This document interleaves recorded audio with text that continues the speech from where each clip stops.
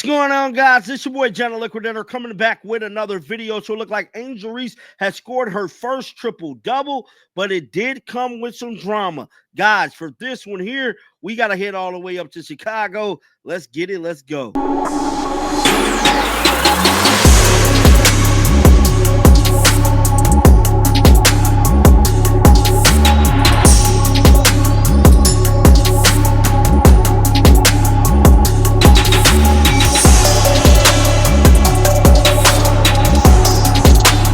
Going to be a hater today. I'm going to give credit to where credit is due. That is for Chicago Sky basketball player Angel Reese.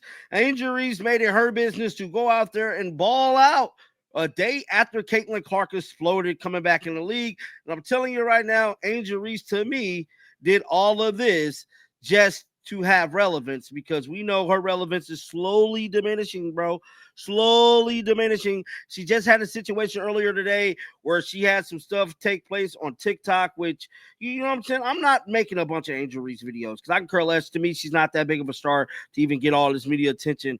But when she do stuff like this, obviously we have to talk about it. So she finished the day with 11, 13, and 11. She had 11 points, 13 rebounds, and 11 assists, scoring her first ever triple-double. Now, I will say she did have some drama because she did have a little altercation in this matchup.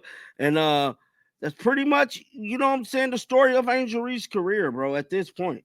She can't never just go and just ball out without having something else happen to take head of the whole situation. And that is a fight, damn near a fight. Her hair was pulled and she unloaded on a player once again. To me, I think Angel Reese needs some type of anger management at this point. What she's been displaying out there on the basketball court has simply been eerie in a sense. So this is the situation Angel Reese had today. Let's see if we can check it out. Oh, no, we're going to cut that off. So this was it. Let me start it over here. So Angel Reese's hair was pulled, and she immediately, oh, my God, she pushed the player. Camila Cardoso stepped in. Come on, bro. This is bad. This is bad. I don't know, but Angel Reese did speak to reporters immediately after the game. Check out what she had to say. Roll the footage, man. And I kind of been a passer all my career. I came out of high school as the number one wing and trying to get back to that, trying to get back to being super versatile. And Tyler made that emphasis early on in the season. And I didn't understand it. And I really was kind of confused and trying to figure it out. And I'm still figuring it out. But I had patience. Obviously, tonight it came out big. I think bigs have the best passes. So I'm just super excited. And then to add it with a win just feels really good. When you got the last assist, you put up 10 fingers. Was that related? Did you know in the moment? Well, somebody came up to me and said that I had one more, and then she made it, and I knew somebody was going to get it because I knew they were going to make a shot. So we made a lot of great shots tonight, so I knew it was coming. And running it, it seems like this whole week you have shown different parts of that. Yeah. You showed some mid to outside shooting Mm-hmm. in Brooklyn. Yeah. And this game tonight. Mm-hmm. How does that feel for you in the path here? Yeah, I just want to be unstoppable. I want to be to a point where it's hard to guard because they have to guard the pass, they have to guard the shot. Obviously, didn't knock my shots down, and I felt really good during warm-ups. But obviously, they didn't knock down tonight. But I didn't let that get down. I think some of the best players in the world, like if their shot is not falling, they try to find other ways to get the team together and stay involved. So I tried to find that on the defensive end, guarding Tina. She's obviously a great player, and then being able to rebound and pass is just something I try to emphasize on tonight. She was saying that early in her career, Sylvia Fowles would talk to her. Yeah. Yeah, she was talking to me. I noticed you guys chatting. Yeah. Do you enjoy that? What types of things did she share? I do. Obviously, the little scuffle that we had, obviously, she had to stick up for her teammate. But she was like, I got to do that. Like, I got to stick up for my team. And I was like, that shit not personal. Like, I love a vet like you. I love a player like you. Obviously, I respect your game. You've done a lot of great things for this game. And obviously, I love guarding her because I can see a lot of the things that I can add to my game. She has that pro, and being able to get to the cup and get that right hook. So it's great having a vet that really wants to talk to you and make sure you want to get better because obviously when she leaves this game, she wants to leave it in the right way. Haley, do whatever they asked you to do, but playing two guard today, how natural is that for you? Or is there a connection between that and the scoring, just feeling like your natural role? I actually am not naturally a 2 anymore. I think I'm more naturally a 1 at this point. But really the reason that we have tried to do it, just talking with the coaching staff, is they're trying to get me more opportunities off the triple threat catch instead of always having a live dribble, and trying to mix it up where it's like 50-50 instead of 90-10. So really we're just trying, me and Ariel or whatever that other guard tandem may be, we're just playing naturally to mix up who's bringing the ball up on a live dribble and who gets to play out of triple threat.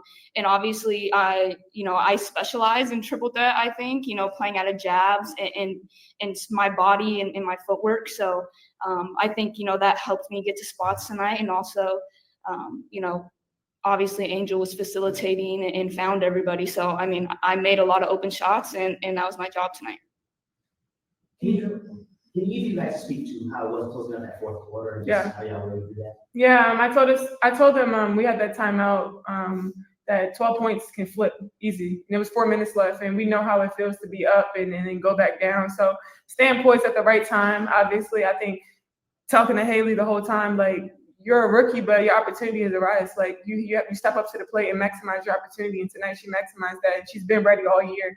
And just being able to see that and keep her poised, like, you never know, any night with this team, you can get anybody's best night. So I'm just super proud of this team where we are, but it's just the beginning of it. And then Haley, speaking of opportunities, how have you been able to stay ready when coming off the bench and contribute to this team? Yeah, I mean, I think I've had opportunities that I haven't necessarily been ready for this year, but it is what it is. It's all a journey, and those times that I wasn't ready when I had an opportunity in the games to come in and impact, I watched the film and I learned from it. And I have people on the team like Angel, like Slew, like Rachel Banham, who are continually talking to me and telling me that when it comes again, we want you to try again. Never lose that edge. And I've been in a good flow state this week, and so I was excited, and I figured if I came out and played well, he might give me some more minutes, and it was feeling good. I was in a flow, so hopefully I can carry it over to next game. Angel, did you come in with a little extra fire today? You're always a very passionate player, but it just looked like even. I was hungry. I'm hungry. Like a little more. I'm hungry for a win. Like 2-7, and like we played a song before the game. Well, not a song before the game. Coach kind of told us before the game. In the 90s, there was music. All the music was desperate. Men were desperate, and they were desperate, and we were desperate tonight. And we played a song that was desperate in the locker room. Men are desperate. You're right. In the 90s, they were pretty desperate. They was outside the house with a boombox, and you know. I wasn't alive yet, but Yeah. But yeah, we were super desperate tonight. 2-7, like we wanted this one bad, and we knew we could come in here and get that. And after a long trip, it was this hell getting here, as you guys all know. Yeah. We wanted this bad, and going home with the win feels really good. And I talked to Elizabeth before the game. She seemed to take a lot of pride in specifically mentoring you and Camilla. Yeah. You guys play such similar positions. Yeah. So you could talk a little bit about what it's meant to have a leader like her on the team and what you kind of learned from her whole time. Yeah, she's great. It's very hard to get her out of her emotions. Obviously, she stays even the whole entire time. And you need a player like that because I'm energy. I'm always going. I'm always loud. And Ewell just stays the course the whole time. Obviously, she doesn't complain. She doesn't do anything out of her sort. Obviously, she takes her time around the basket, and I watch her too. Like her and Tina, they have that nice probe. They take their time around the basket, and get a nice hook, and I try to look at that with Ewell in her game. So she's been a great mentor for me and Camilla, and just being able to have that has really helped us. For sure. And how have you kind of balanced like this pressure on you of being a high draft pick and like all this outside noise and playing such a key role early on in your career while you're still trying to learn and develop? Yeah, just staying the course, having great teammates. Sky has done a great job being able to have my back through everything. I love being here. I enjoy it. Obviously, it's been a bumpy road and it hasn't been easy for us, but I want everybody to continue to trust the process. We got to trust the process.